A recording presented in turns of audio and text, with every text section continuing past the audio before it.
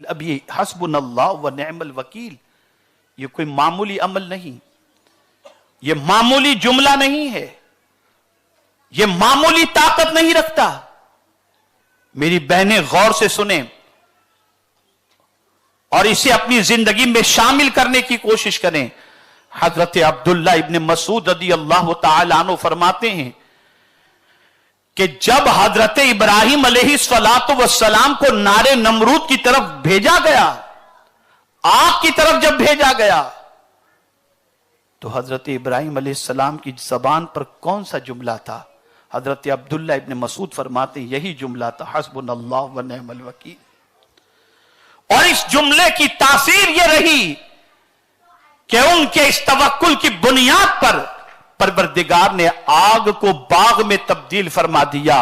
اور اسی طرح سے ام المؤمنین حضرت عائشہ صدیقہ رضی اللہ تعالی عنہ فرماتی ہیں کہ جب کبھی رسول اعظم صلی اللہ تعالی علیہ وسلم کسی غم کے اندر گرفتار ہوتے اور حزن و ملال جب سرکار صلی اللہ علیہ وسلم کو ہوتا تو آقا کریم صلی اللہ تعالی علیہ وسلم اس کلمات کو پڑھا کر اس کلمے کو پڑھا کرتے تھے، حسبی اللہ و نعم الوکیل۔ سرکار حسبی اللہ پڑھا کرتے تھے۔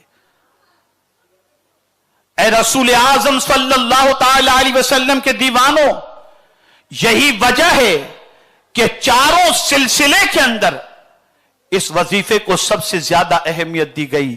آپ کو کبھی کوئی غم ہو، کبھی آپ کو کوئی ٹینشن ہو، کبھی آپ کو کوئی پریشانی ہو، کبھی کوئی مصیبت آپ کے دروازے پر دستک دے رہی ہو، کبھی کوئی تکلیف میں آپ گرفتار ہو، عشاء کی نماز کے بعد 450 مرتبہ حسبنا اللہ و نعم الوکیل پڑھیں، اللہ تعالیٰ اس کی برکت سے آپ کی مصیبتوں کو دور فرما دے گا۔ یہ بڑا جامع کلمہ ہے۔ ضرورت اس امر کی ہے کہ ہم اپنے رب پر بھروسہ کریں۔ میں اپنی بہنوں سے خاص طور پر گزارش کروں گا، میں ایک مصیبت کا تذکرہ نہیں کر رہا، جتنی بھی مصیبتیں تمہارے دروازے پر دستک دیتی ہوں تمہیں مایوس نہیں ہونا۔ مصیبتیں جس کی طرف سے آئی ہیں وہی مصیبتوں کو دور کرنے والا سب سے بڑا ہے، وہی مدد کرنے والا ہے۔ اس پر کامل بھروسہ کر کے اس کی بارگاہ کے اندر معروضہ پیش کرو، مولا ہم کمزور ہیں، ہماری مصیبتوں کو دور فرما۔ There is another way that the Prophet ﷺ has taught us to react. You know, Abu Sufyan, before he was a Muslim, he was the leader of the Meccans, the Meccan army. And prior to him being a leader, he was one of the top leaders. But after the death of Abu Jahl, etc., he became the leader.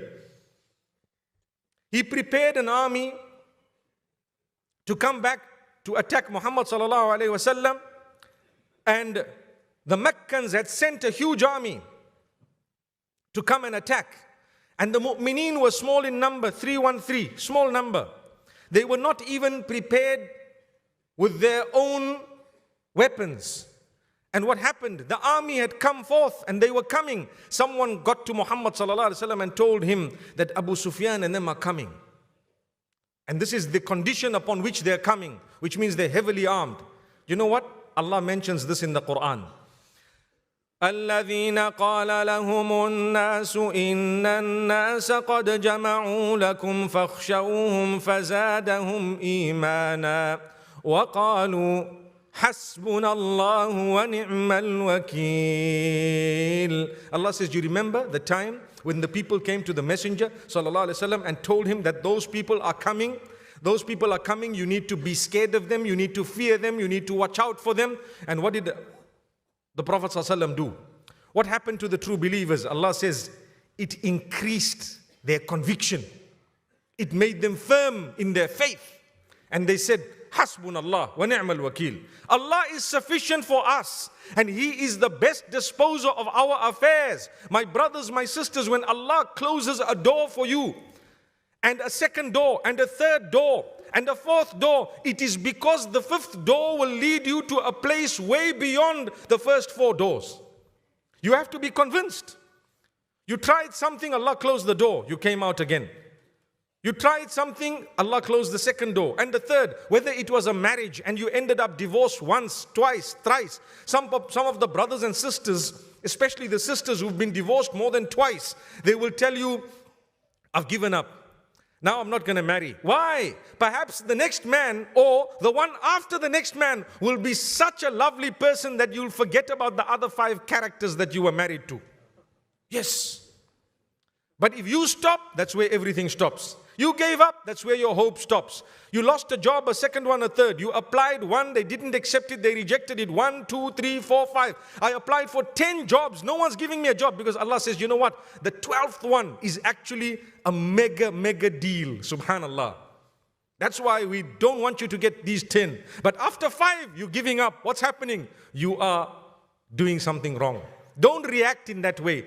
A reaction of giving up hope is not part of the dictionary of a mu'min. A believer does not give up hope.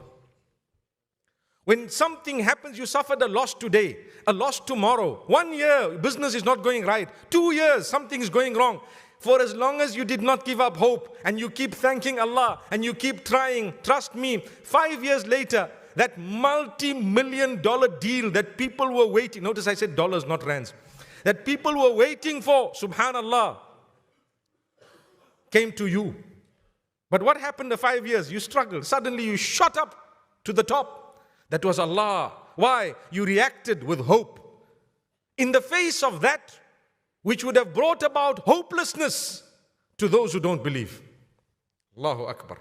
Hasbunallah wa ni'mal wakil. Allah is sufficient for me, for us, and He is the best disposer of our affairs. Allah says, the verse after that, what a beautiful verse. فَانْقَلَبُوا Allahu Akbar. Allah says, as a result of that conviction that they had and the dua that they made, Hasbunallahu wa ni'mal wakil, we actually converted for them whatever there was in terms of fear that they may have been or may have been warned about into a beautiful coolness, a calmness, success and victory.